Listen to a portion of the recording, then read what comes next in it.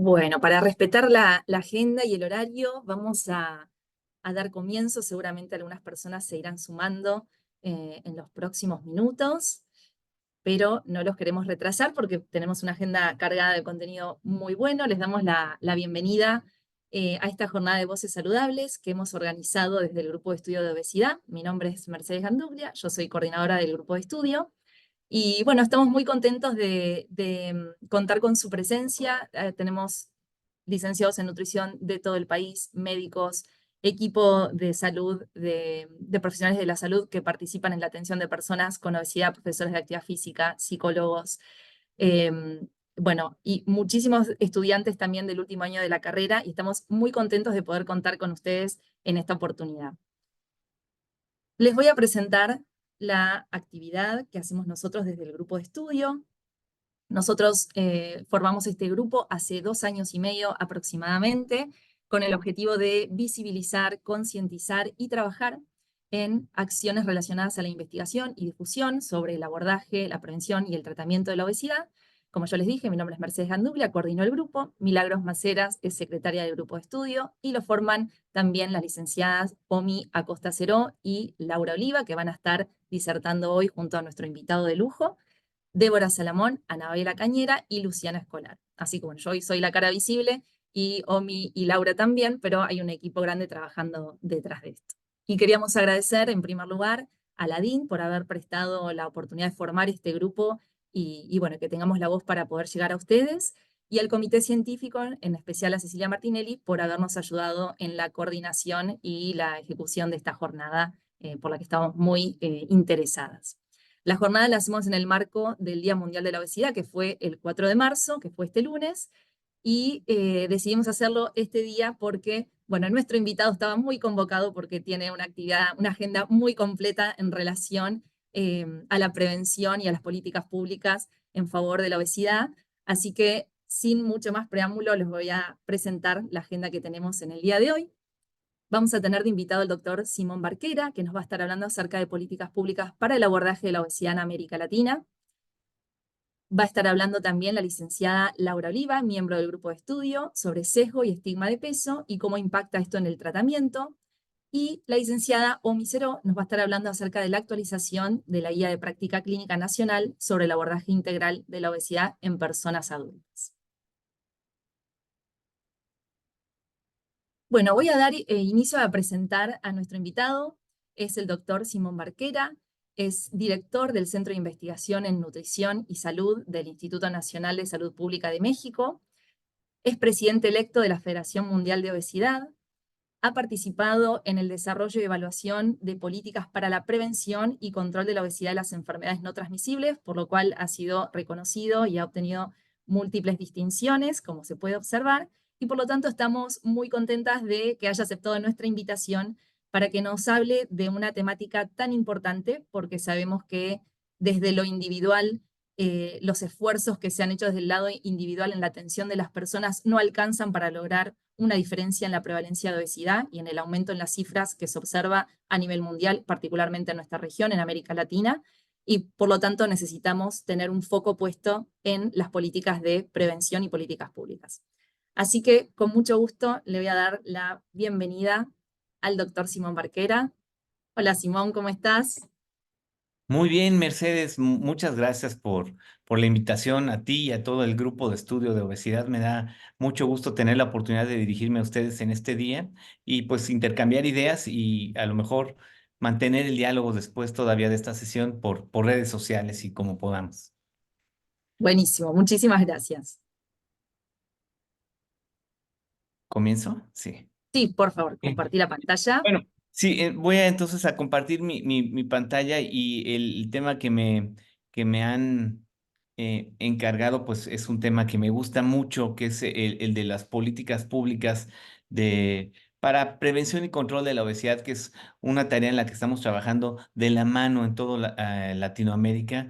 La verdad es que he tenido mucha contacto y mucha interacción con grupos de académicos y de sociedad civil y de implementación en Argentina y pues nos da mucho gusto los resultados que han tenido en las últimas fechas con el etiquetado de advertencia, etcétera. Quiero antes que nada declarar que no tengo conflictos de interés asociados a la presentación que voy a dar, ni relaciones con la industria. Mis proyectos están financiados por UNICEF, por Bloomberg Philanthropies y por CONACYT, que es nuestra agencia de tecnología. Yo actualmente dirijo un centro de investigación que es una instancia académica, pero que depende de la Secretaría de Salud en mi país. En este tema del que les voy a hablar, que es obesidad y políticas para su prevención y control, pues es desde luego una perspectiva desde un instituto como el mío, que es académico, pero que tiene una relación con las políticas. Ahí están mis redes sociales para que, pues si no nos da tiempo, podamos mantener un diálogo digamos, en torno a estos temas y también para que puedan conocer un poco del trabajo que estamos haciendo.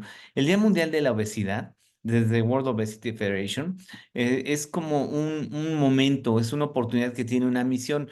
Este día se estableció junto con la Organización Mundial de la Salud para aumentar concientización, fomentar la abogacía. Uno muy importante es para mejorar las políticas y para compartir experiencias. Y yo creo que esta sesión que vamos a tener hoy con las diferentes presentaciones, pues cumple de una manera muy importante con la misión del Día Mundial de la Obesidad. Ese es el hashtag que nosotros estamos usando en español. Hay varios, ¿no? Pero este es Hablemos sobre obesidad.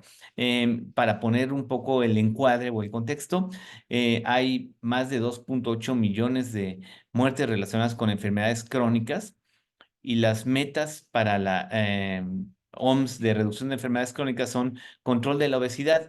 El control de la obesidad no se está logrando realmente a nivel internacional y esa falta de control pone en riesgo otros objetivos del desarrollo sostenible con unos costos globales muy importantes a nivel, sobre todo de países de ingreso medio y bajo y donde se están generando unos gastos de atención médica muy importantes. En Latinoamérica somos una región muy susceptible al problema de la obesidad por nuestras características. Tenemos ya muchas ciudades de más de 1 millón de habitantes, es decir, lo que se considera ciudades pues grandes. Somos ya una región muy urbanizada. Tenemos a 2 de los 10 países más poblados del mundo. Tenemos un altísimo consumo de productos ultraprocesados, también a nivel regional de los más grandes del mundo. Y aquí en los ejemplos no estoy poniendo a países del Caribe, pero también en el Caribe se ven estas condiciones y a veces todavía en una magnitud mayor por ser algunas islas pues muy dependientes de las importaciones, ¿no? Otra cosa que tenemos es que somos de los consumidores más altos de bebidas azucaradas, nosotros le llamamos refrescos, en el mundo. Y las enfermedades crónicas son la principal causa de muerte en muchos de los países de nuestra región. También somos países con gran desigualdad, con mucha pobreza junto a riqueza. Y no tenemos aumento de la inversión como región en salud desde el año 2000. Más o menos se invierte el 6.5% del el Producto Interno Bruto de la región en gastos en inversión para salud, y pues hay países que invierten hasta 10 o el 12%. Una cosa que quiero decirles, y yo creo que esto, muchos y muchas de ustedes lo saben muy bien y lo han vivido, pero es importante reconocer que para la implementación de políticas nacionales que previenen sobrepeso y obesidad, la principal barrera es la interferencia de la industria de comida chatarra, es decir, las corporaciones que fabrican los alimentos ultraprocesados y que la mayoría son compañías transnacionales y que lo que hacen pues es algo muy racional, que es proteger sus ventas, proteger sus intereses, pero esto a veces va en contra de las necesidades de salud pública de mejorar la alimentación. Los productos bebibles y comestibles ultraprocesados y sus sistemas de comercialización han generado muy importantes daños a la salud a nivel global, pero la región latinoamericana es pionera en identificar muchas de las políticas para reducir su consumo. El mismo concepto de ultraprocesados pues tiene su origen en Latinoamérica, en Brasil, por el grupo del doctor Carlos Monteiro, pero se ha extendido de manera muy rápida en un efecto dominó lleno de investigación, lleno de documentación por el resto de los países, y ahorita es un concepto que es muy respetado y que es utilizado y multicitado a nivel internacional. em, y que explica muy bien algunos de los patrones, se asocia muy bien con muchas de las enfermedades crónicas que se observan. Y entonces, pues nosotros tenemos aquí como, por un lado, mucho orgullo de que sea un una nomenclatura y una forma de conceptualizarlo originada en América Latina, pero también un gran reto de lograr que esa identificación nos permita más acción. Hoy tenemos un sistema alimentario que favorece la producción y consumo de alimentos ultraprocesados que no son sostenibles ni con la salud humana y tampoco con la planetaria. Así que para aquellas personas que de repente no se ven muy motivadas por razones de salud personal, pero que creen mucho que hay que intervenir y hay que generar acción para proteger el medio ambiente, esto también es una buena razón para reducir el consumo de alimentos ultraprocesados. Los alimentos ultraprocesados además tienen otro problema, no solo es su mala calidad y no es solo los plásticos o el agua que se gasta para su fabricación, es que pues tampoco son alimentos que tengan ingredientes que contienen los alimentos naturales de manera común y además están llenos de una publicidad que va de manera muy agresiva con colores y con imágenes dirigida a influenciar a la población infantil y eso pues es algo que también preocupa mucho, no desde el punto de vista del derecho a la salud solamente, sino también del de los derechos de los niños. ¿Por qué tiene una corporación con genios en mercadotecnia que estar viendo cómo convencer a nuestros niños de qué es de lo que se deben de alimentar? Eso no tiene sentido y no es ético. El ambiente alimentario pues también tiene que ver con estos espacios físicos donde pues nos dan promociones, imágenes, ofertas e incentivos para consumir estos productos o para preferirlos sobre otros productos. Y eso pues es uno de los problemas en países, por ejemplo, de Mesoamérica, tenemos una cantidad de productos pues que nos hacen posiblemente... que nos permitirían tener acceso a una dieta tan saludable como las dietas del Mediterráneo, porque tenemos productos con grasas saludables como el aguacate o palta y tenemos cacahuates y tenemos muchos hortalizas, tenemos muchas frutas, tenemos nuestros cereales y nuestras leguminosas y pequeñas porciones de proteína animal. Sin embargo, pues lo que sabemos es que la dieta se ha transformado sobre todo en las últimas 4 décadas y se ha vuelto muy alta en bebidas azucaradas, gaseosas o refrescos que pues generan una carga. Ese es uno de los principales problemas, yo diría. Y ahí lo que hicimos en México es que identificamos este problema en el año 2000 y empezamos a tratar de implementar un impuesto a las bebidas azucaradas. Y eso lo logramos en el 2013, es decir, nos tardamos 13 años de hablar con legisladores, de generar evidencia, de hacer modelos, hasta que finalmente 13 años después se convencieron, era muy controversial en su momento. Yo creo que ahorita ningún nutricionista, ni académico, ni persona de la salud pública que tenga conocimientos básicos pondría en duda los efectos que tienen los impuestos para los productos malsanos, ¿no? Pero antes sí, era algo que cuestionaban mucho, ¿no? Era muy curioso ir a un congreso de endocrinología y que cuestionaran si los refrescos se asociaban con diabetes o no. Ahorita, pues eso, yo creo que ni las refresqueras lo ponen en duda, ¿no? Lo bonito de ese impuesto es que se implementó en el 2014 y por 2 años lo evaluamos muy de cerca y pudimos demostrar que hubieron reducciones en compras en 2 años sostenidas que representaron una reducción de 5 litros per cápita al año. Igual que Argentina, nosotros consumimos muchísimo refresco al año, como unos 160 litros de refresco al año. O sea que esta reducción de 5 litros, aunque ha sido la reducción que en su momento fue la más grande documentada en el mundo en una política de prevención de obesidad, pues insuficiente para la gran cantidad de refrescos que se consumen. Pero aún así, con esa política, pues muy rápido al publicar los resultados de efectividad, 50 países más implementaron impuestos a los refrescos y siguen habiendo países que lo están autorizando. Argentina recientemente, pero por ejemplo, en Colombia ya es 25%, en la India es 27%, en Arabia Saudita 50% de impuestos a los refrescos. Entonces el impuesto de México, que es del 10%, pues ya incluso se quedó chiquito, lo tenemos que ajustar.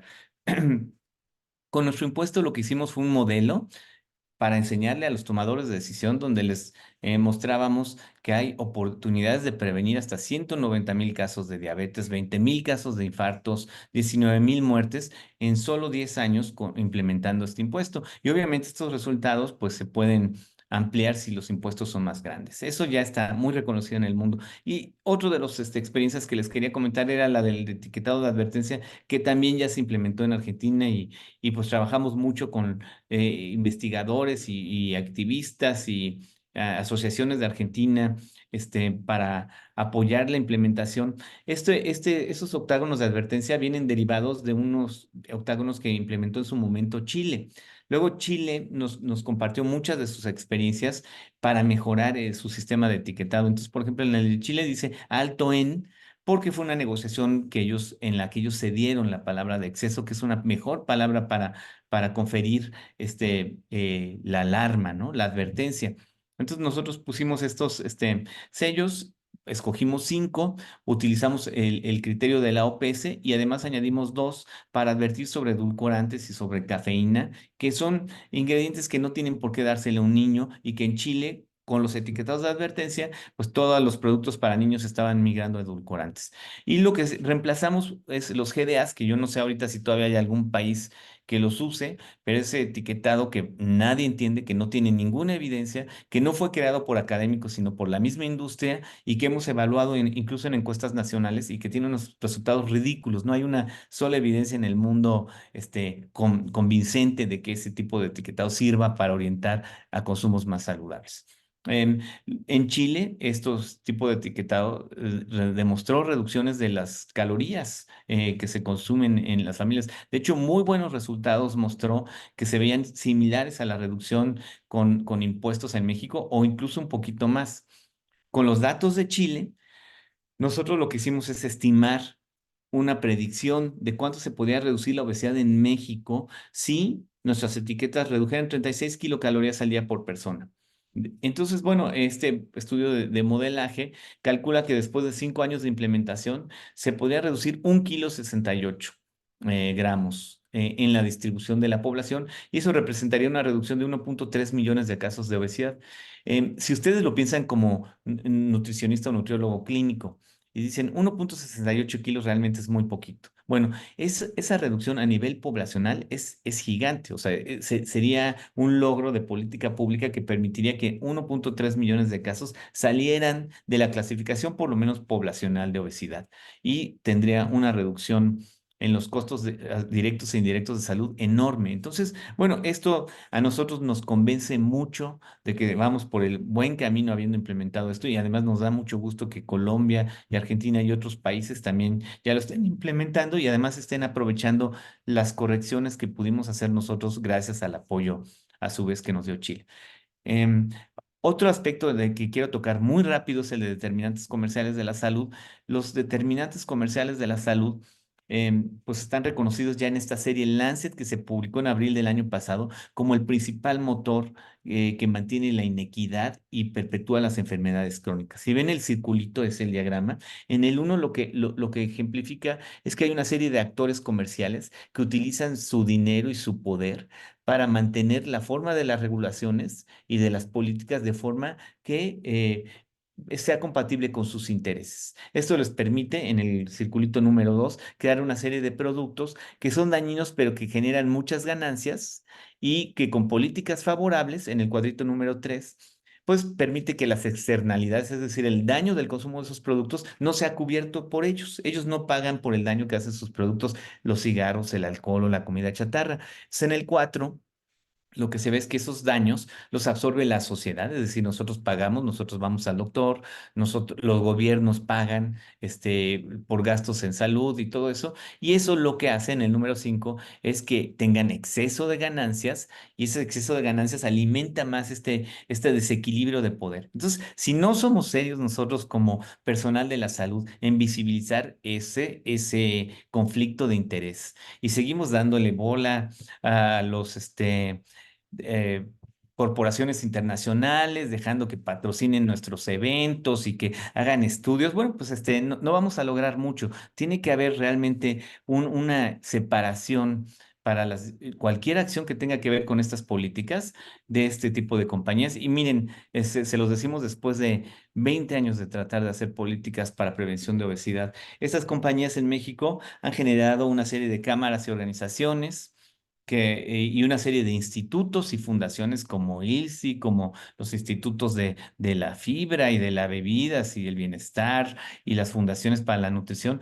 que no son más que formas de distraer, de desviar la atención de problemas que tienen que ver con productos que no son saludables y que pues claramente no deben estarse consumiendo, ¿no?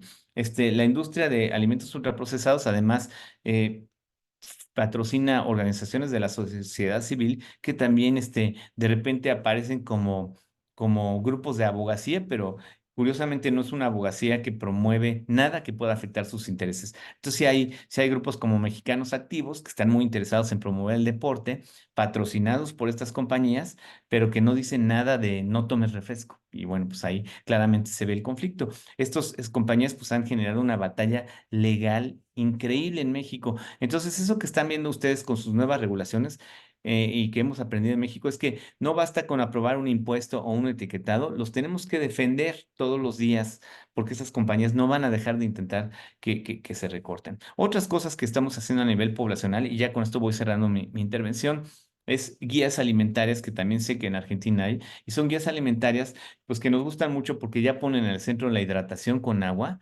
Son en gran proporción dietas basadas en plantas con una proporción muy pequeña de origen animal en el caso de México y pidiendo evitar carnes procesadas, etcétera. Abajo dice evita productos con sello y arriba dice de temporada y de producción local. Esa es una recomendación que ha funcionado muy bien en Brasil y entonces pues que también buscamos que promueve la agricultura de pequeños productores y que es tan necesaria para la diversidad y que se ve desfavorecida por estos sistemas de monoagricultura que son intensivos en uso de plaguicidas y que desgastan el suelo. Y la otra es una postura que generamos después de la pandemia, reflexionando sobre los resultados que tuvimos en México con el COVID y sabiendo que parte de los malos resultados tenían que ver con la gran proporción de personas viviendo con obesidad. Y entonces generamos una postura que firmaron más de 1,000 médicos y que se publicó en una revista científica que se llama Volviéndonos Mejores, necesidad de acción inmediata ante el reto de la obesidad y tiene 10 recomendaciones. Esta postura, si ustedes ponen ese título, les sale en el internet y se descarga. Es un artículo con 10 recomendaciones. No las voy a mencionar las 10, pero solo quiero decir es la última recomendación, que es blindar los esfuerzos de la interferencia de la industria en las políticas, en la investigación, en la educación y en la generación de sistemas de monitoreo. Entonces, bueno, eso es muy recomendable para tratar de tener buenos resultados. El Nutricoy, que es el colectivo de nutricionistas y nutriólogos y profesionales de la nutrición en Hispanoamérica, pues ya tiene más de 5,000 afiliaciones. Empezó siendo algo que hicimos solo en México, pero ahorita en el SLAN ya se extendió y ya hay más gente participando en otros países de habla hispana.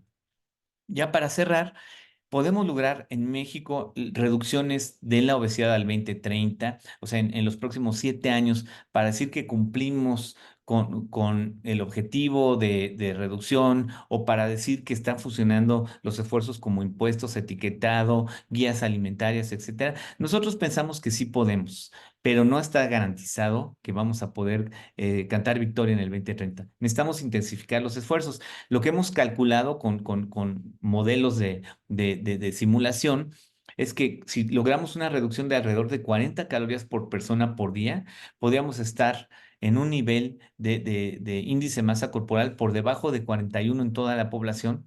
Y eso sería muy positivo, porque ahorita lo predicho es que lleguemos a ese año como en 45 de masa corporal, y eso implicaría que no hubo, pues, digamos que se neutralizaron los esfuerzos de salud pública con otros esfuerzos de la industria, por ejemplo, en marketing, etcétera. Aquí podemos ver que en Latinoamérica tenemos un gran efecto dominó. Este es el paquete, el Policy Toolkit latinoamericano. Todos los países de Latinoamérica tienen cosas que han hecho excelente y los demás países rápido se comunican, colaboran a través de seminarios académicos como este o a través de seminarios en sociedad civil y entonces van compartiendo experiencia, van adoptando medidas, van mejorando las políticas y es un proceso que ha sido muy bonito.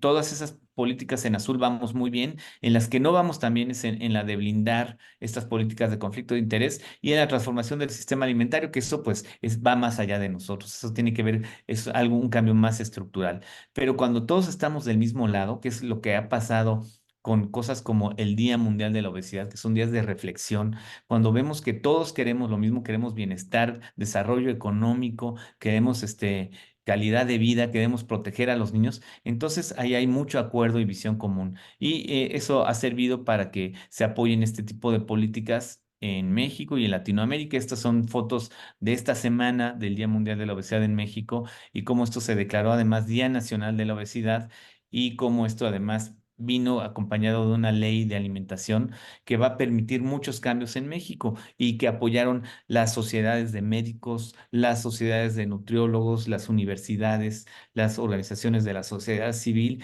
los institutos nacionales de salud y agencias internacionales, la Academia Nacional de Medicina, etcétera. Entonces, bueno, yo creo que tenemos que trabajar mucho en eso, en visión común. No podemos estar entre profesionales teniendo discusiones y peleas, sino más bien tenemos que poner por delante de las diferencias la visión común de lo que se necesita para avanzar en prevención y control de obesidad.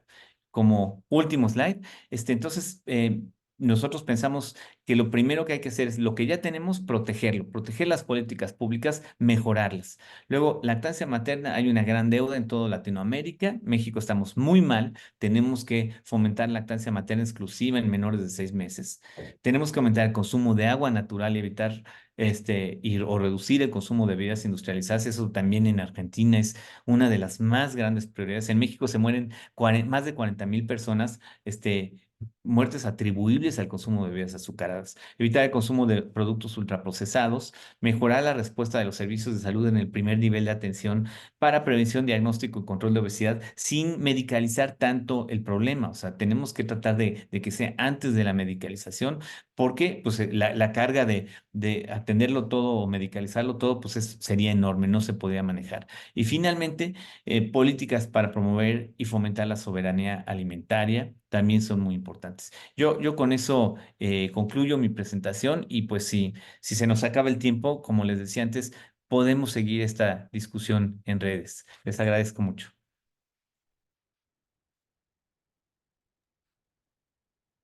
Bueno, Simón, muchísimas gracias. Nosotros te agradecemos a vos.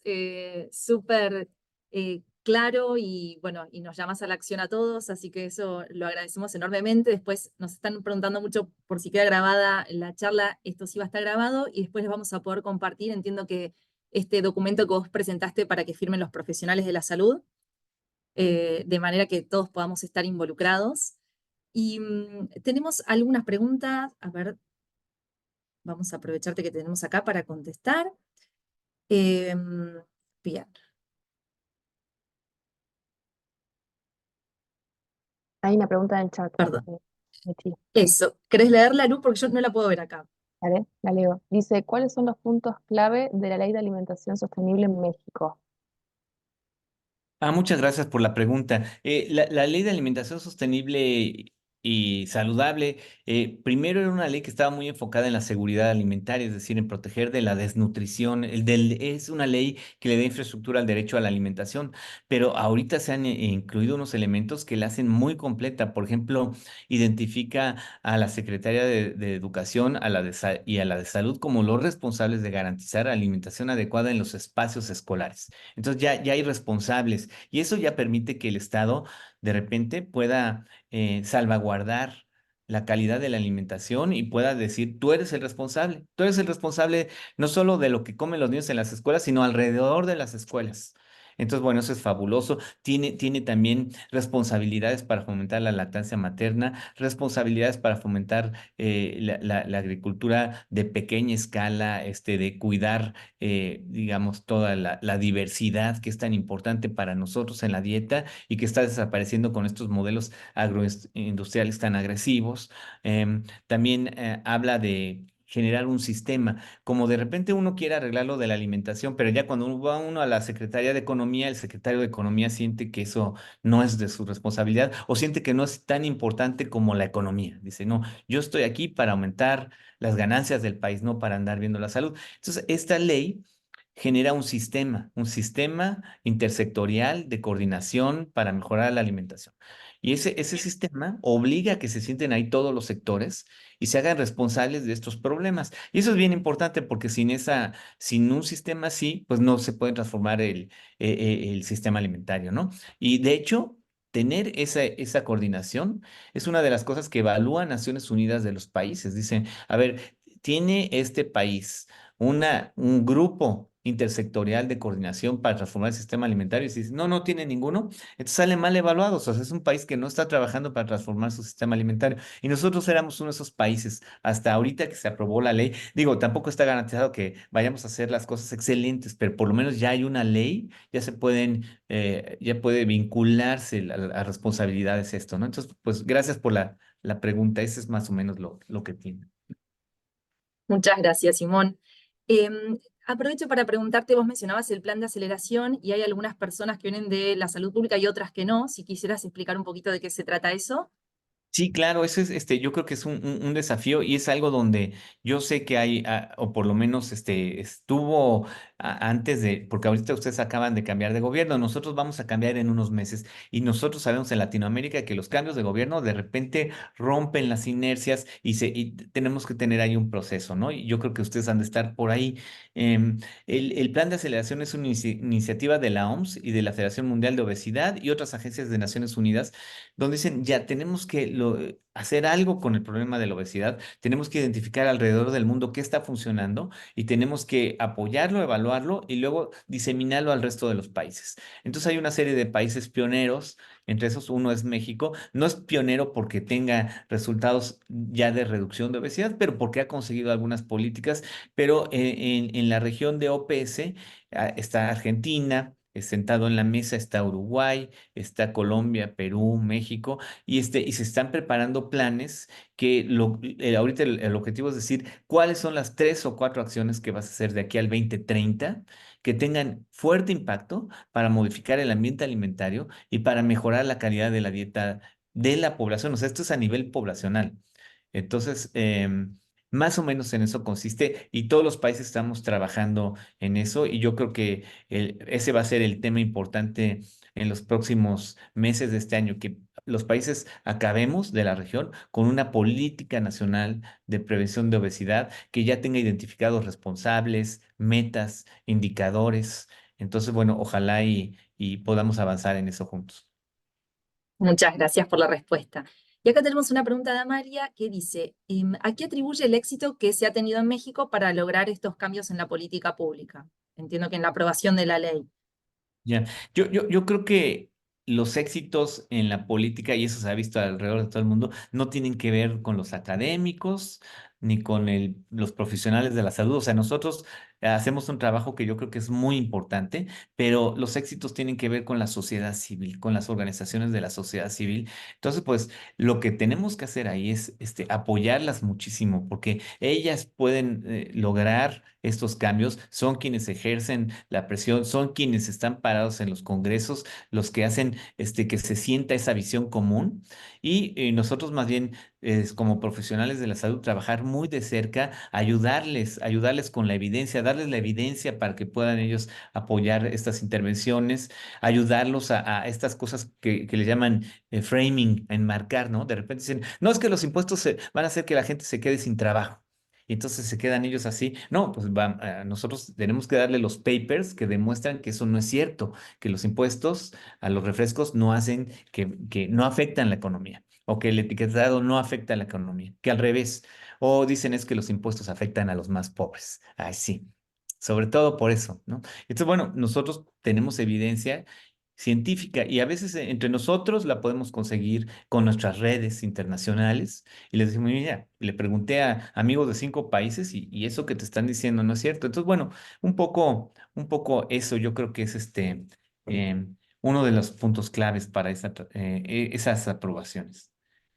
Bien. Bueno, Simón, muchísimas gracias por tu disertación, por respondernos con tanta claridad todas estas preguntas y motivarnos a todos como agentes de cambio. Y ahora para seguir con la agenda del día, vamos a darle lugar a Laura Oliva. Un segundito que ahí les voy a compartir.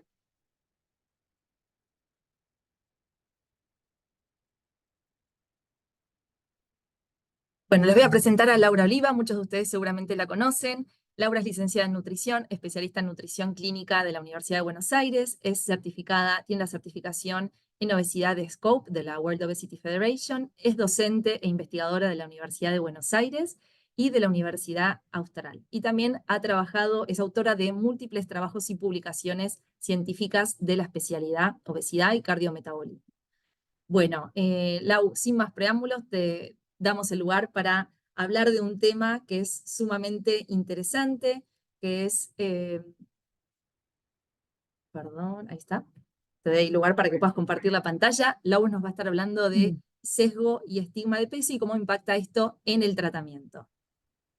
Dale, bueno, muchas gracias. Qué honor, muchas gracias, Simón, y felicitaciones por tu trabajo, tu trayectoria. Es sumamente importante para todo el colectivo mundial que trabajamos en la lucha de esta problemática. Bueno, a mí me toca hablarles sobre el sesgo de peso, ¿sí? Y el estigma de peso y cómo impactan en el tratamiento. Nos vamos a referir más a lo individual. ¿Me escuchan bien? ¿Se Sí, escucha? muy bien. Perfecto. Perfecto. Bueno, pensando y haciendo mención al lema de este año, y hace ya unos años que se viene hablando de este mismo lema, que es Hablemos de Obesidad, me permito repasar un poquito cuál es la narrativa habitual cuando hablamos de obesidad, la forma en la que hablamos de obesidad, la mirada o el juicio que tenemos sobre las personas, sobre lo que hacen o dejan de hacer por su salud, el desconocimiento de la compleja interacción que hay entre las características biológicas y fisiológicas de los distintos cuerpos y cómo los condicionantes sociales y ambientales y los entornos, ¿no?, impactan en el peso corporal, tal como recién detallaba muy bien Simón. Esta reducción simplista que hay muchas veces sobre la etiología de la obesidad, pensándola como un desbalance entre el ingreso y el egreso de las calorías, o sea, la famosa ecuación dieta-ejercicio, y esta mirada enmarcada, ¿no?, de la obesidad desde una perspectiva individual, donde deja a la persona afectada con obesidad en un lugar de mucha soledad. Todo esto a lo largo de la vida, ¿sí?, ha llevado a las personas con obesidad a sentir culpa, a sentirse estigmatizadas y ser discriminadas por su peso corporal. Estas narrativas superficiales generan consecuencias profundas que impactan en la calidad de vida de las personas. Bueno, la idea es un poquito visibilizar todo esto, como para ver si podemos trabajar en mejorar la calidad de vida de las personas. Repasemos las definiciones que, si bien muchas veces la palabra sesgo de peso, estigma de peso se utilizan de manera intercambiable, hay pequeñas sutilezas de definición. El sesgo de peso son todas esas creencias, suposiciones y juicios negativos que están relacionados con el peso corporal. Es la desvalorización social negativa por peso corporal. El estigma es la mirada social sobre las personas con cuerpos grandes que se refleja mediante estereotipos profundamente asentados en nuestra sociedad, ¿no? Y que generamos esos modelos de estereotipar a las personas con obesidad. Ahora después lo vamos a profundizar. Cuando el sesgo o el estigma se convierten en una conducta, ¿sí?, que genera un acto injusto, que perjudica, desvaloriza o daña a las personas que viven con obesidad, se convierte en discriminación.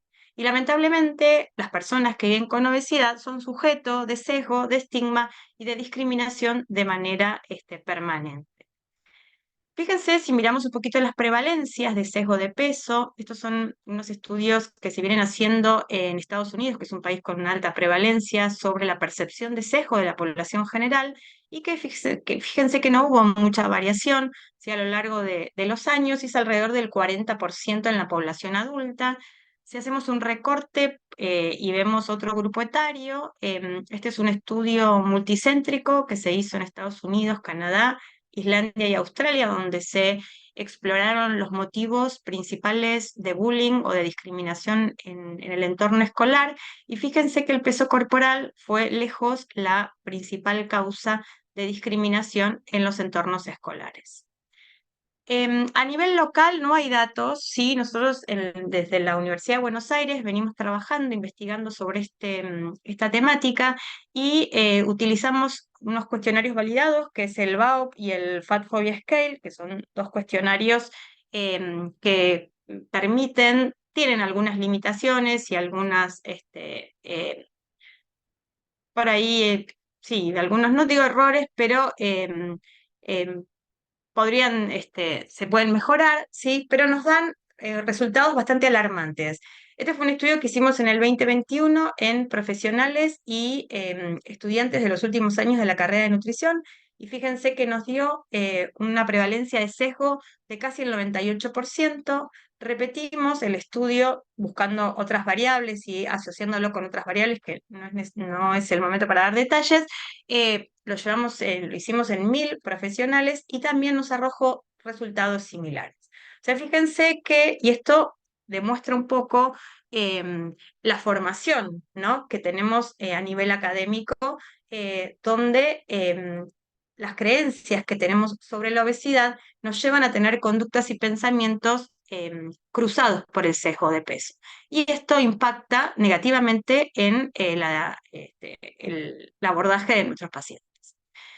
Hay distintos tipos de sesgo. Está el sesgo de peso explícito, que es aquel ampliamente expresado, ¿no? Es aquel que es muy fácil de detectar, que tiene que ver con los estereotipos, ¿sí?, conscientes que tenemos sobre las personas con obesidad. Por ejemplo, una creencia de que la obesidad es una cuestión de voluntad, que los pacientes con obesidad no tienen autocontrol, que son haraganes, que no les gusta hacer actividad física. Son creencias altamente sesgadas, ¿sí?, pero que se pueden cambiar con información y con capacitación.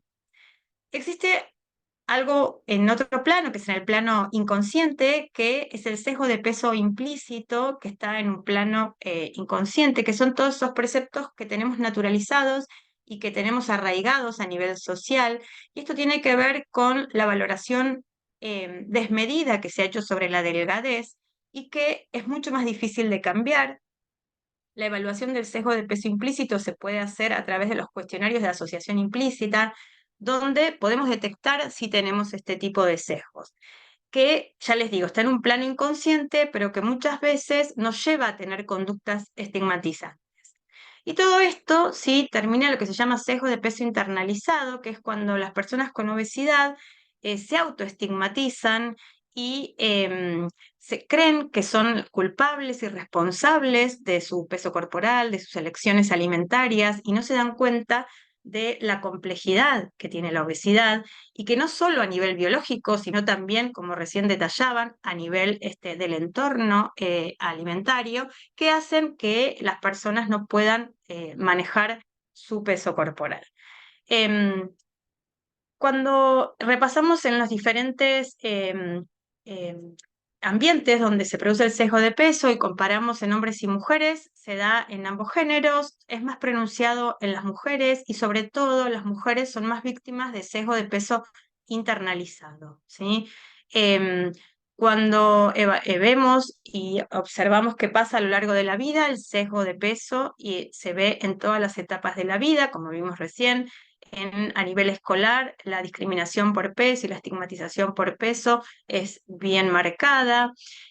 Es independiente del nivel de ingresos y del nivel de educación, ¿sí? Todos los estratos sociales son víctimas y perciben esta estigmatización, y también es independiente de la categoría de peso corporal. Si bien a mayor índice de masa corporal se documentó mayor estigmatización, a veces personas que están con un peso saludable pueden ser víctimas del sesgo, y esto tiene que ver con la ponderación sobre la hegemonía del cuerpo que vivimos en sociedades donde, ya les digo, se ha ponderado positivamente la delgadez, ¿no?, lamentablemente. En cuanto a las relaciones sociales, hay estudios que han mostrado alta prevalencia de sesgo de peso a nivel intrafamiliar, en grupos sociales, en grupos de amigos, a través de sobrenombres, estereotipando y estigmatizando a las personas que muchas veces sufren en silencio. En los entornos educativos, la discriminación por peso es la principal causa de discriminación. A nivel empleo, hay muchos estudios que han mostrado que en entrevistas laborales, personas con la misma aptitud académica o laboral, ¿sí?, las personas con sobrepeso u obesidad tienen menores chances de acceder al empleo. A nivel del sistema de salud, ahora lo vamos a profundizar, Y a nivel de medios de comunicación, sabemos que hemos sido expuestos a muchas películas y dibujitos desde toda la vida, ¿no? Donde los personajes de personas con exceso de peso son los más haraganes, los más distraídos, los que les cuestan más las cosas, y eso impacta y genera y forma el sesgo de peso implícito que está tan arraigado en nuestra cultura. El sesgo de peso impacta negativamente en la salud y la bibliografía es vasta, ¿sí? En cómo las personas que son víctimas del sesgo tienen mayores niveles de estrés. Este nivel de estrés se traduce en comportamientos disfuncionales de estilo de vida a través de aumento en la prevalencia de atracones, más peores elecciones alimentarias, aumento de lo que se llama food comfort, que es la alimentación como recompensa para controlar los niveles de ansiedad y de estrés, control de peso disfuncional, trastornos de patrones alimentarios, menor motivación para hacer ejercicio, y también hay mucha evidencia que muestra cómo este estrés generado por el sesgo genera una reactividad fisiológica, ¿sí? A través de mayores niveles de cortisol, aumento en marcadores inflamatorios como la proteína C reactiva, aumento de la hemoglobina glicosilada, aumento en los valores de tensión arterial. Cuando las personas han sido víctimas de sesgo de peso en los entornos sanitarios, ¿sí? Tienen menor adherencia a los tratamientos, menor confianza en los equipos tratantes, esto hace que evadan los seguimientos, que tengan mala comunicación con los equipos de salud, y esto aumenta la gravedad de la comorbilidad, mayor valor, o sea, mayores valores glucémicos, menor autocontrol de la enfermedad crónica, y todo esto se traduce en una peor calidad de vida. Esto genera un círculo y genera más aumento de peso, más estigma, más estrés, y todo esto se traduce en un aumento de la angustia, de la ansiedad, mayores prevalencias de depresión, de ansiedad, de baja autoestima, de mala imagen corporal, de abuso de sustancias y hasta de tendencias suicidas. Y hay estudios que mostraron claramente cómo los pacientes con obesidad tienen peores índices de ansiedad y depresión en función del grado de estigma que han recibido y no tanto en función de su tamaño corporal, ¿sí? Con lo cual, fíjense cómo el sesgo de peso impacta negativamente en la salud de las personas. Fíjense este estudio que es muy interesante, son varios estudios cualitativos donde se hicieron entrevistas sobre qué pensaban el equipo de salud sobre las personas con obesidad. Se hizo a médicos, auxiliares, enfermeros, nutricionistas, psicólogos, entrenadores y hasta estudiantes de las carreras de la salud. Y fíjense estos enunciados cuando se les preguntaba por las personas con obesidad. Las personas con obesidad suelen no seguir tratamientos, son holgazanes, carecen de autocontrol, son torpes, no tienen fuerza de voluntad, son descuidados, no tienen éxito, son poco honestos, son poco inteligentes, ¿sí? Todo contenido altamente estigmatizante. Entonces, imagínense una persona que ya viene recibiendo estigmas y discriminación desde toda la vida y llega a un sistema de salud donde tendría que ser un lugar acogedor, donde una persona se sienta segura, ¿sí? Y se encuentra con este tipo de conductas, ¿sí? Esto aleja a los pacientes de los sistemas de salud. Fíjense este trabajo que es muy interesante, que se publicó recientemente, ¿no? Donde se evidenció cómo el sesgo de peso puede alterar las decisiones médicas en el ámbito de la atención sanitaria. Es un trabajo que se hizo, por un lado, se evaluaron pacientes que habían sido víctimas de sesgo y por otro lado se evaluaron los servicios de salud. Bueno, en cuanto a los pacientes, a medida que aumentaba el índice de masa corporal, aumentaba la información sobre experiencias de estigma en entornos sanitarios, la edad más joven. La gravedad y la obesidad y la presencia de enfermedad crónica se asociaba con mayores percepciones de estigma, y el estigma se relaciona, o sea, mayor estigma con menor atención centrada en la persona, que es un poco la propuesta que hacen todas las guías de tratamiento de la obesidad, es centrar los tratamientos en la persona. Ahora después lo vamos a ver. Y fíjense, cuando se evaluaron los servicios que tenían profesionales con mayores conductas estigmatizantes, realizaban menos exámenes de detección de cáncer en pacientes con obesidad, se realizaba menor intensificación en el tratamiento farmacológico de la diabetes, las mujeres con obesidad recibían menos exámenes, o sea, se les realizaban menos exámenes pélvicos y además había una disminución del contacto visual y de la confianza del médico en el cumplimiento del tratamiento. Entonces, fíjense cómo estas conductas estigmatizantes modulan un poco las decisiones como profesionales, ¿sí?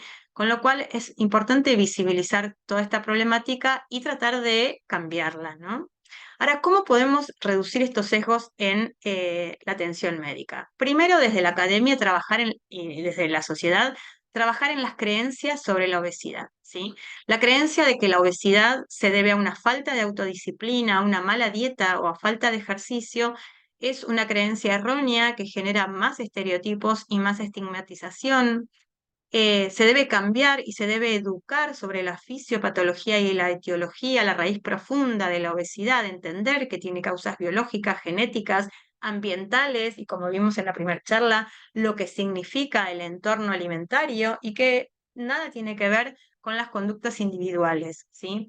Esto genera menos estigma, mayor entendimiento de la etiología y nos permite como profesionales poder detectar los sesgos de peso implícito en nuestros pacientes, perdón, internalizados, y trabajar sobre ello para que tengan menos autoculpa y sean más eficaces en sus elecciones alimentarias. Por otro lado, debemos tener una comunicación respetuosa y sensible, y esto también se viene hablando mucho en todas las guías de tratamiento de la obesidad, en un lenguaje que apoye y empodere a los pacientes, más que solo eliminar los contenidos estigmatizantes. ¿De qué manera? En vez de hablar de excusas, que son palabras que muchas veces se escuchan en el tratamiento de los pacientes con obesidad, podemos hablar de estrategias para reducir los desencadenantes, ¿sí? Que nos llevan a elegir conductas quizás disfuncionales. En lugar de hablar de disciplina o autocontrol, podemos hablar de adoptar comportamientos saludables. En lugar de hablar de hacer trampa, ¿sí? Se puede hablar de desafíos, dificultades u obstáculos para poder mantener una alimentación saludable. En lugar de hablar de resistirse a la tentación, se puede hablar de emociones que interfieren en los comportamientos alimentarios.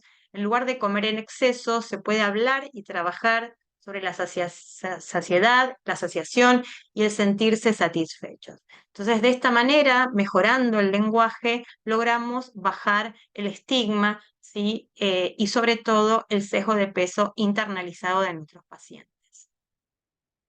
Utilizar un lenguaje centrado en las personas, ¿sí? Este tipo de lenguaje se concentra en la persona en lugar de etiquetarlos por su enfermedad o por su discapacidad. No hablar de personas obesas, ¿sí? Hablar de personas con obesidad o afectadas por la obesidad, y no solo cada uno en su quehacer individual, sino también corregirlo respetuosamente cada vez que lo escuchamos. Cuando uno lo entiende, lo profundiza y lo incorpora, cada vez que lo escucha hace como un ruido que nos permite corregirlo y corregirlo respetuosamente en nuestro entorno. Combatir el sesgo de peso. Las guías canadienses proponen determinadas estrategias. Primero, evaluarnos como profesionales nuestras propias actitudes y creencias. Reconocer el sesgo de peso internalizado en nuestros pacientes y poder desarmarlo. Evitar palabras, imágenes y prácticas críticas de contenido estigmatizante. Y por sobre todas las cosas, evitar hacer suposiciones sin evaluar a nuestros pacientes de dolencias, síntomas, signos. O sea, no toda la responsabilidad es del peso corporal, ¿sí? Evaluar a los pacientes. Esto es lo que proponen las guías canadienses. Más allá de que es bastante por ahí negativo todo lo que venimos hablando, ¿sí? Hay una buena noticia, que es que si bien esta temática data desde 1960, en los últimos años se incrementó mucho la investigación, ¿sí? Sobre este tema. ¿Y esto qué significa? Que es algo que se empieza a visibilizar, que se empieza a trabajar en los entornos académicos, ¿sí? Y que esto va a mejorar la calidad de vida y los tratamientos de los pacientes con obesidad.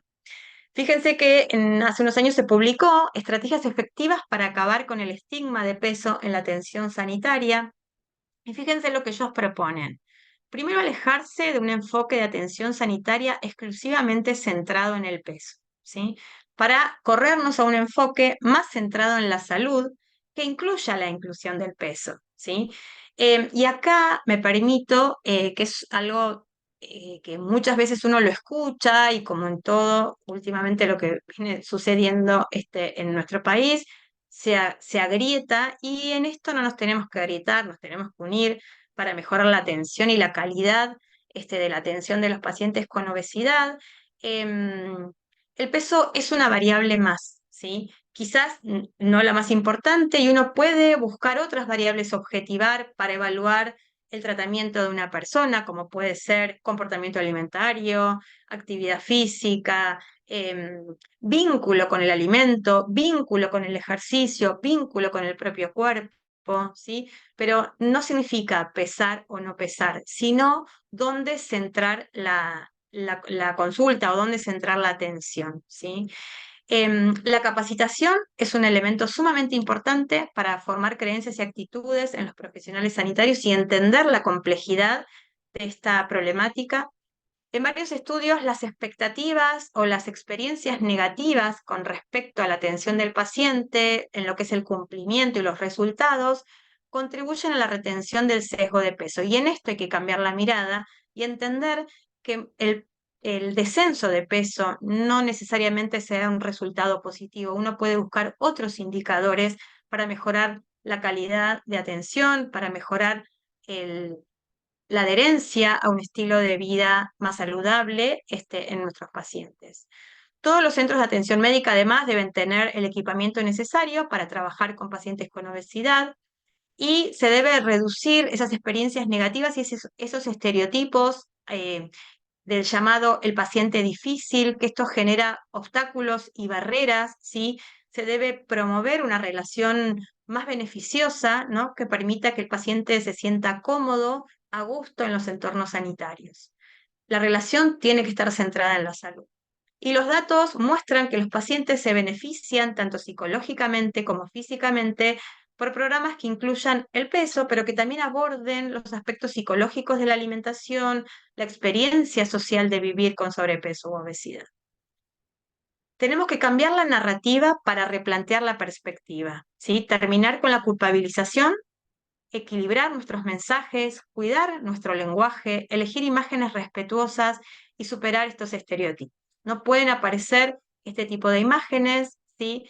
Donde estereotipamos y asociamos a la obesidad con la persona aislada, comiendo de manera desmedida, ¿sí?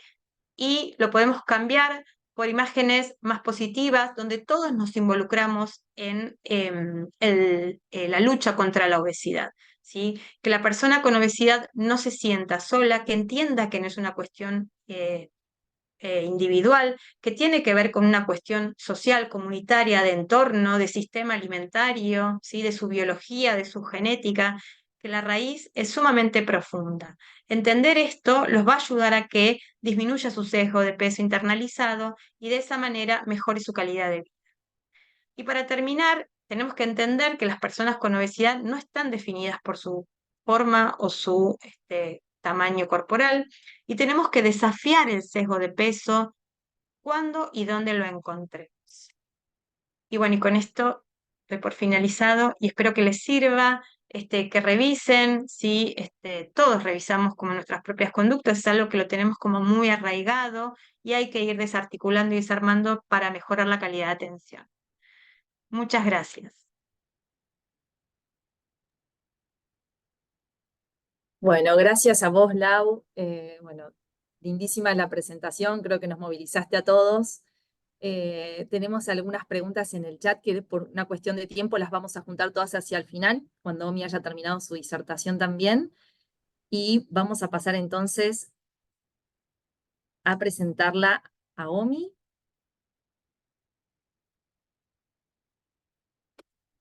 Omi es licenciada en nutrición y profesora en nutrición, especialista en estadística para ciencias de la salud de la Universidad de Buenos Aires y fue integrante del panel interdisciplinario del Consenso de las Guías Nacionales de Obesidad, representando al programa nutricional del Ministerio de Salud de la Ciudad de Buenos Aires. Omi también es asesora en metodología y analista en proyectos de investigación en salud pública y nutrición clínica. Y bueno, tenemos el gusto de que forme parte de nuestro grupo de estudio y que nos presente hoy las novedades acerca de las guías que van a estar reemplazando a las anteriores que eran del año 2013. Así que, Omi, cuando quieras, te invitamos a compartir y después hacemos una apuesta en común de, bueno, de todas estas disertaciones tan ricas que se unen todos los puntos. Bueno, muchas gracias. Hola, buenas noches. Voy a compartir.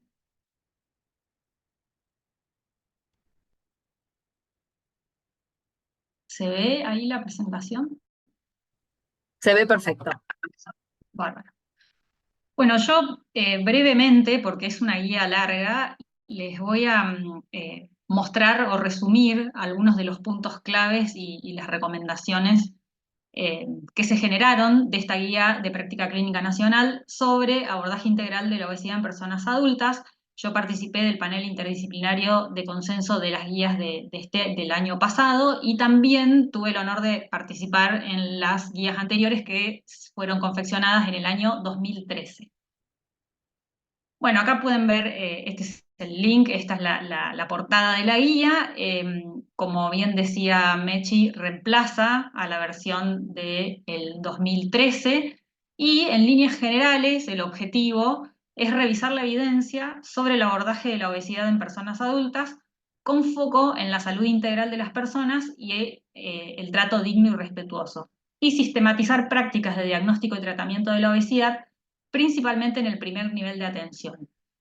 Hay algunas modificaciones que se han hecho sobre los conceptos que les voy a ir comentando con respecto a las guías anteriores. De hecho, en las guías anteriores no se enfocaba, no se hablaba de lo que era la salud integral o el trato digno y respetuoso, ¿sí?, de manera tan explícita.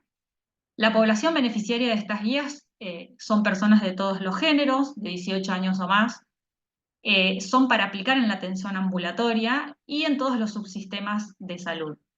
Con respecto a los usuarios de la guía, bueno, la guía sería útil para el equipo de salud en general, principalmente aquellos que se desempeñan en el primer nivel de atención. Y una de las diferencias con respecto al 2013, que estaba como un poquito más medicalizada, digamos, en este caso se incluye además de profesionales del equipo de salud, a estudiantes de carreras vinculadas y también a decisores de políticas, ¿no? Se conformó un equipo elaborador, que era quien coordinaba y hacía la búsqueda de la evidencia, y bueno, y los que conformamos, por otro lado, el panel interdisciplinario de consenso, en donde representamos a diversas profesiones, diversas sociedades científicas, incluso organizaciones de la sociedad civil de diferentes regiones del país, y también representantes de la población beneficiaria.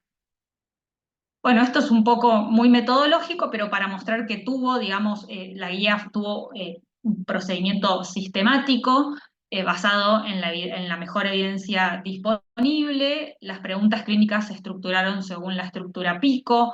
Se utilizó para hacer todo el procedimiento estándares metodológicos del Programa Nacional de Garantía de Calidad de la Atención Médica. Las guías que se evaluaron para tomar como referencia guías de práctica clínica fueron evaluadas con el instrumento AGRI, y se utilizaron principalmente revisiones sistemáticas y ensayos clínicos con previa evaluación de la calidad metodológica. Bueno, en principio, estas guías lo que hacen es definir, digamos, a la obesidad como un problema de salud epidémico, metabólico, crónico, heterogéneo, de origen multifactorial, condicionante de la salud y estigmatizado. Entonces, en la fundamentación se hace mucho énfasis en el tema de responsabilizar o culpabilizar a las personas, o sea, de evitar, obviamente, hacerlo, de la influencia de la sociedad y el entorno en el desarrollo de la obesidad, ¿no? Porque, digamos, si no parecería ser que es culpa de la persona, pero en realidad esto nace en el seno de una sociedad y del entorno.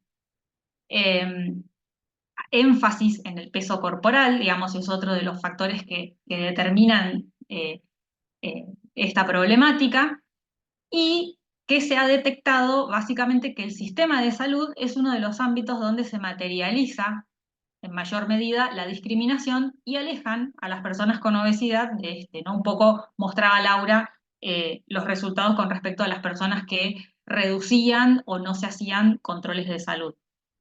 Y obviamente también se fundamenta en lo que es el impacto del estigma y la discriminación en la calidad de vida de las personas. En el caso de quienes tuvimos que evaluar las diferentes evidencias que nos iban enviando, se evaluó en base a 4 puntos: balance entre beneficios y riesgos, aceptabilidad, costos y factibilidad de implementación. De aquí surgieron 15 recomendaciones, de las cuales 6 fueron recomendaciones fuertes a favor y 9 fueron recomendaciones condicionales, un poco para detallar de qué se trata las recomendaciones fuertes y condicionales. Las recomendaciones fuertes eh, incluyen aquellas recomendaciones en donde el beneficio, ¿sí?, de la evidencia, de lo que se encontró de las intervenciones, es claramente superior a los riesgos y puede ser adoptada como una política en la mayoría de las situaciones. Y en el caso de las condicionales, no quiere decir que no sean útiles, sino que hay un balance con un menor margen entre los riesgos y los beneficios. Tal vez la evidencia no es tan contundente o depende de alguna circunstancia en particular, ¿no? Entonces, recorriendo estas 15 recomendaciones, acá podemos ver que de la recomendación 1 a la recomendación 5 se trataron temas que tienen que ver con el estigma, con el sesgo de peso y con el respeto. Esto, por ejemplo, no estaba en las guías del 2013, para que se hagan una idea. O sea que es un gran avance empezar a hablar sobre el tema y que en nuestras guías nacionales esto esté. Entre las recomendaciones está el tema de que las intervenciones para reducir el sesgo de peso y el estigma en el abordaje de la obesidad tienen que ser o deberían ser implementadas. Y esto surge como es una de las recomendaciones fuertes, justamente. Y dentro de los puntos claves, al interior de esta recomendación, se incluye lo que es el lenguaje respetuoso, las imágenes no estigmatizantes en el ámbito de la consulta, la necesidad de tener aparatología y planta física acorde a personas con obesidad, el tema del lenguaje con respecto a los objetivos, ¿no? Modificar tal vez esto del peso ideal y hablar tal vez diciéndonos mejor peso o algo similar, pero tal vez dejar de hablar sobre el peso ideal como objetivo, ¿no?, como meta. También se incluye el concepto de evaluación integral con previo consentimiento y la evaluación del deseo y posibilidad de realizar un tratamiento, ¿no? Y esto, la verdad que genera un cambio, porque anteriormente, cuando no se hablaban de este tipo de temas, cuando una persona con sobrepeso, con obesidad, acudía al sistema de salud a hacer una consulta, en general los profesionales de la salud asumían a que consultaba para bajar de peso, ¿no? Se asumía eso cuando en realidad podría consultar por cualquier otra cosa. Entonces, tampoco se pedía el consentimiento, ¿no?, para hablar al respecto. Entonces, bueno, esto es un gran cambio, ¿no?, en las recomendaciones de las guías. Y acá voy a hacer un paréntesis para mostrar 2 imágenes, que esto, digamos, no está específicamente en las guías, pero son cosas que van surgiendo, bueno, en el momento de que estuvimos evaluando la evidencia, y esta imagen lo dice todo, ¿no? Es cómo se maneja o se manejaba principalmente en las consultas esta frase de a ver qué dice la balanza, ¿no? Bueno, el peso claramente no es un comportamiento y no es solamente comer menos y moverse más. Y esta es otra imagen que les quería compartir que refleja un poco lo que estuve mencionando con respecto a los determinantes de la obesidad, ¿no? Con respecto a cómo influye el entorno y cómo influyen diversos determinantes.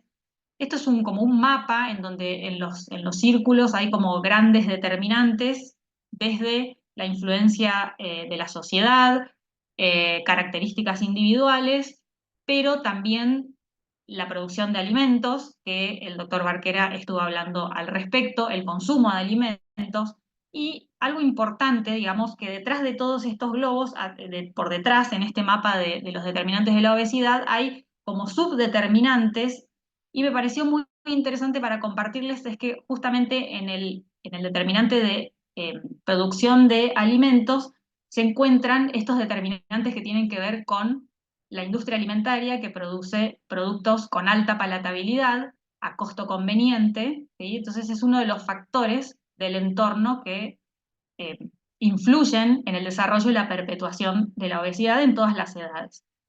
Y esta es una imagen que también refleja justamente esto que estoy diciendo con respecto a las estrategias, ¿no?, de producción de alimentos de la industria de los ultraprocesados, en donde podemos ver un producto que tiene absolutamente todos los sellos, que ahora son obligatorios según nuestra ley de promoción y alimentación saludable.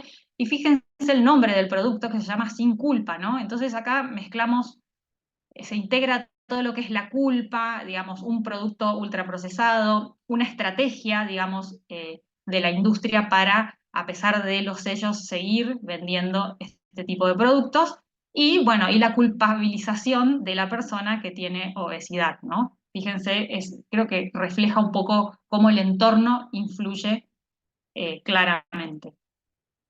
Siguiendo con las guías, después de este paréntesis, en la recomendación 6 se menciona, se analiza lo que es la evaluación y el diagnóstico, ¿sí?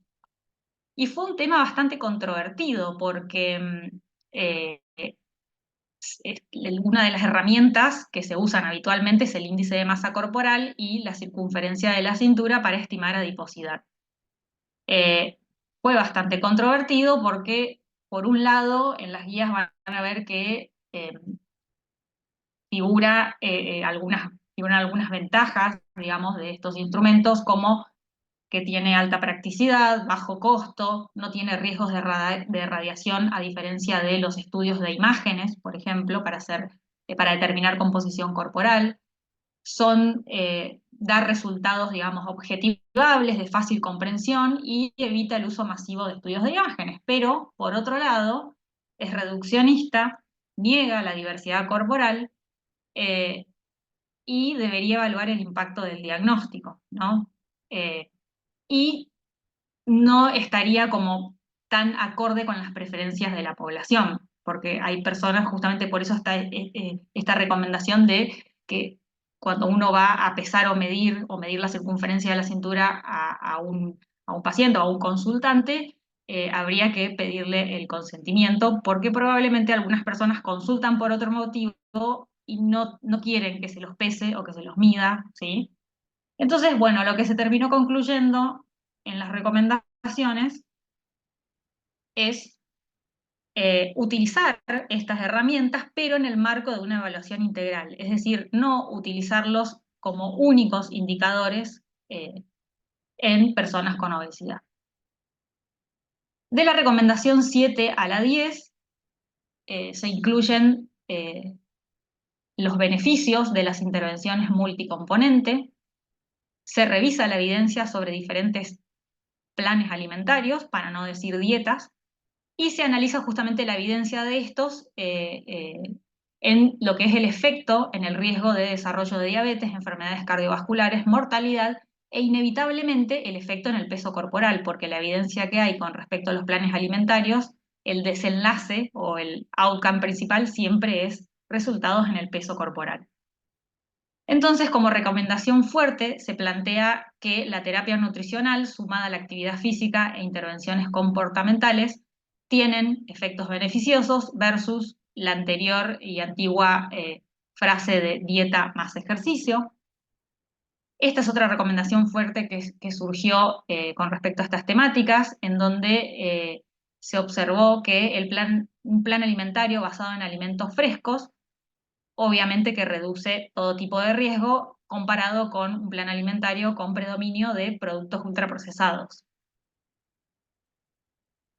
Con respecto a los tipos de planes alimentarios, se dividieron en dos grupos: los planes alimentarios balanceados en macronutrientes, en donde se incluyeron la alimentación basada en planta y lo que sería la dieta mediterránea, pero haciendo, digamos, una aclaración con respecto a la alimentación basada en plantas, porque ¿qué pasa?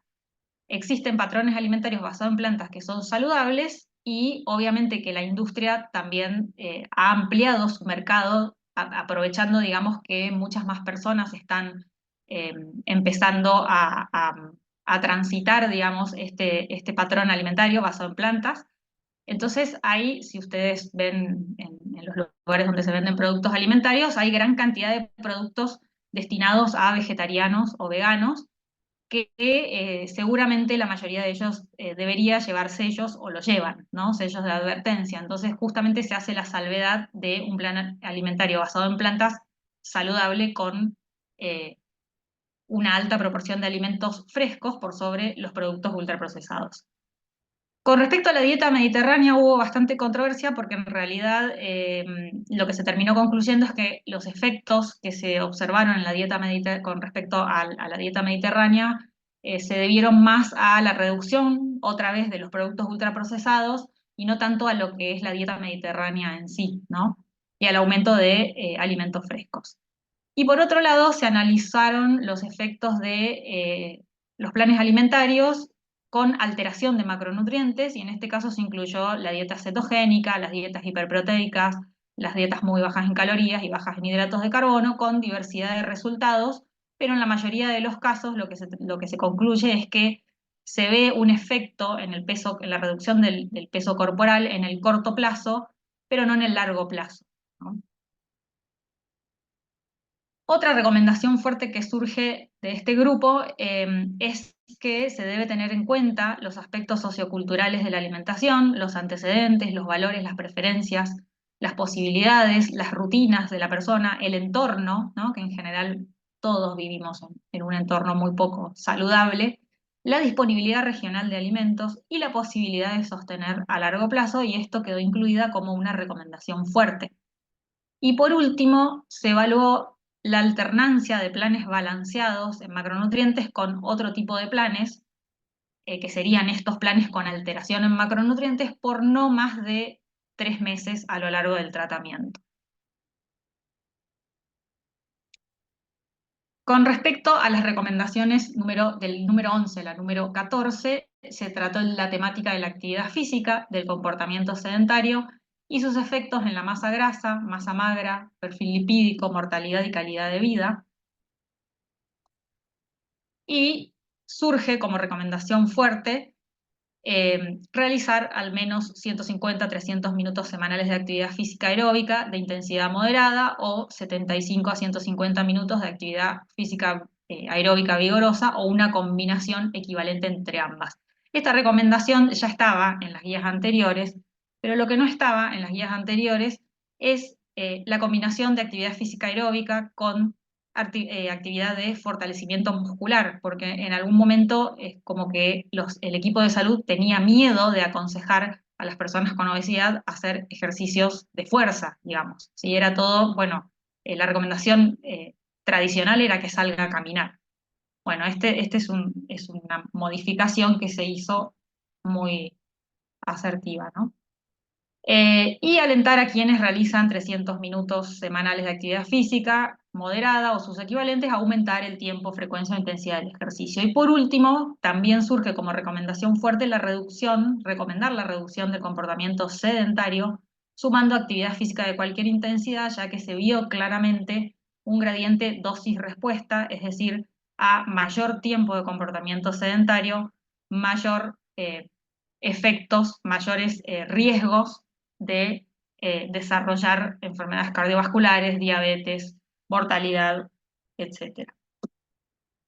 Y por último, la recomendación 15, que esto también surge este componente nuevo con respecto a las guías anteriores, es el tema del patrón de sueño y sus efectos en la ingesta calórica, en el peso corporal, en los eventos cardiovasculares y en la mortalidad.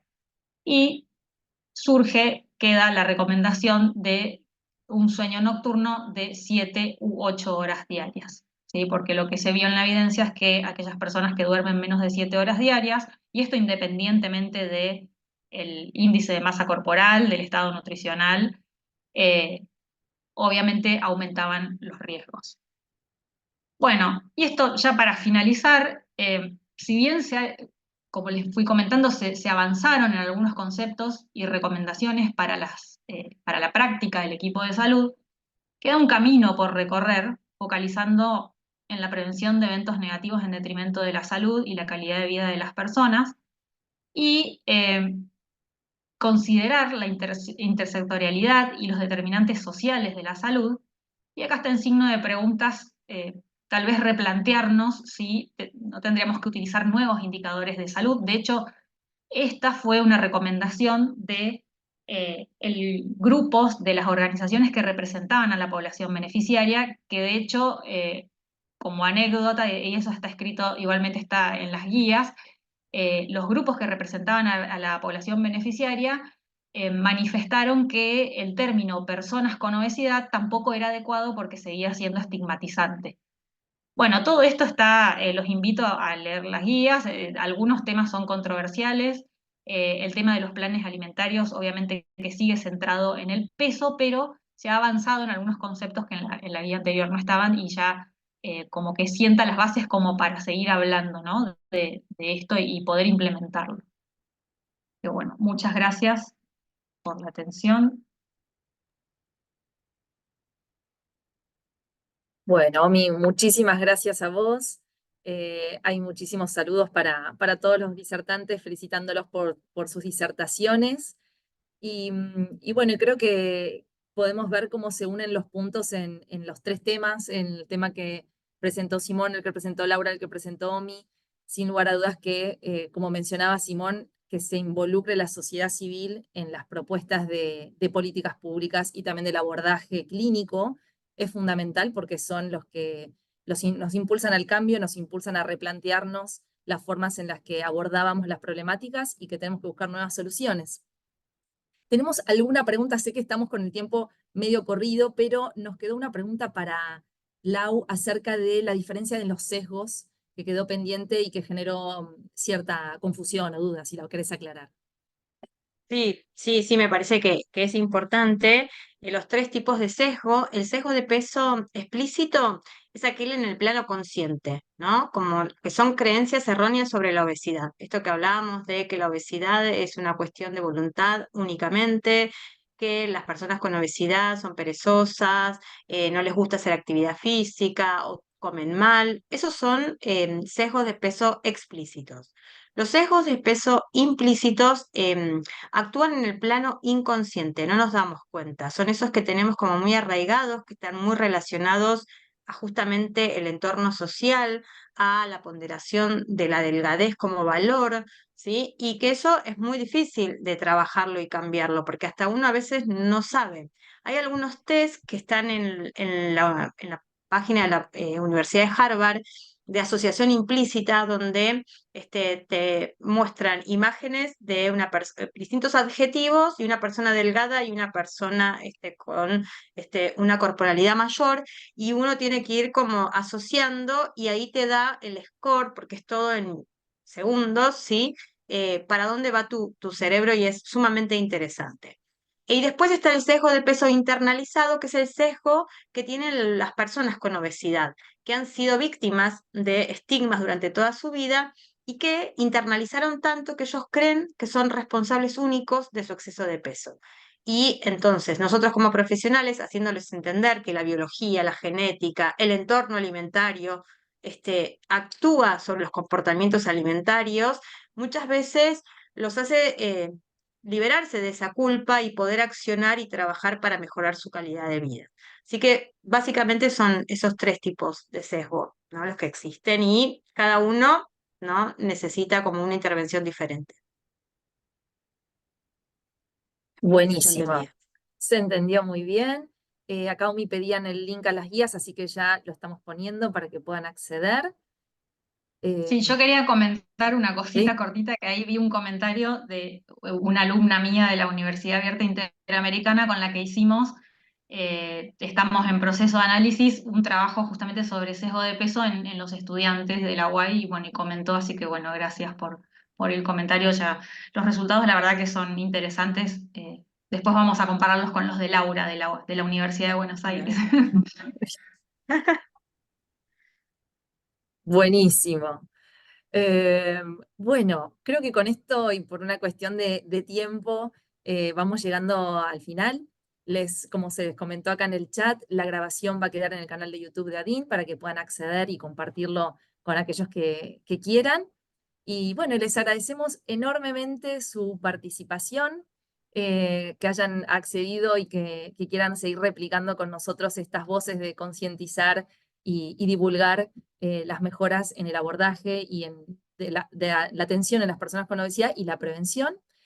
Y enormemente te queremos agradecer, Simón, por haberte sumado a este evento.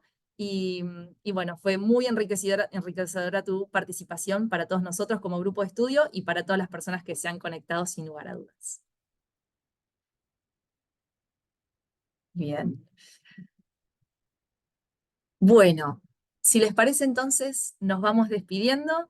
Los saludamos a todos y estaremos conectándonos seguramente en breve para hacerles alguna otra propuesta para compartir este espacio con todos ustedes. Ahí nos saluda Simón, Hasta que estaba luego. muteado. Hasta luego. Hasta luego. Muchas gracias.